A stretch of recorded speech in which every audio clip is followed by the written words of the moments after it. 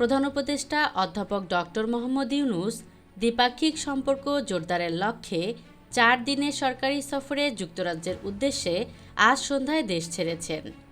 লন্ডনে ব্রিটেনের রাজা তৃতীয় চার্লসের সঙ্গে তার সাক্ষাৎকার এবং প্রধানমন্ত্রী কিয়ের স্টারমারের সঙ্গে তার বৈঠক হওয়ার কথা রয়েছে।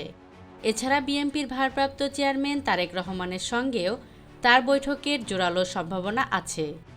ঢাকায় বিএনপির গুরুত্বপূর্ণ সূত্রগুলো জানিয়েছে, ডক্টর ইউনূসের তরফ থেকেই এমন একটি বৈঠকের বিষয়ে আগ্রহ প্রকাশ করা হয়েছে, যদিও সরকারের দিক থেকে এ বিষয়ে আনুষ্ঠানিক কোনো তথ্য প্রকাশ করা হয়নি।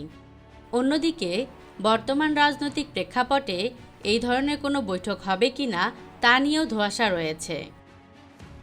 এদিকে অধ্যাপক ইউনূসের যুক্তরাজ্য সফরের সময় তার সাক্ষাৎ চেয়ে চিঠি দিয়েছেন বাংলাদেশের ক্ষমতাচ্যুত স্বৈরাচার প্রধানমন্ত্রী শেখ হাসিনার ভাগিনী টিউলিপ সিদ্দিক। যুক্তরাজ্যের সংবাদ মাধ্যম দ্য গার্ডিয়ান জানিয়েছে, ডক্টর ইউনূসের সঙ্গে দেখা করে দুর্নীতির অভিযোগ নিয়ে ভুল বোঝাবুঝির অবসান করতে চান টিউলিপ।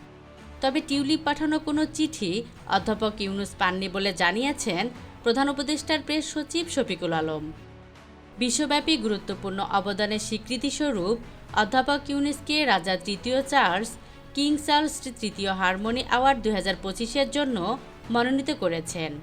জনগণ এবং পরিবেশের মধ্যে শান্তি, স্থায়িত্ব এবং সম্প্রীতি প্রচারের তার আজীবন কাজের সম্মানার্থে তাকে এ পুরস্কারে ভূষিত করা হবে। 12 জুন লন্ডনের সেন্ট জেমস প্যালেসে এক আনুষ্ঠানিক অনুষ্ঠানে এ পুরস্কার প্রদান করা হবে।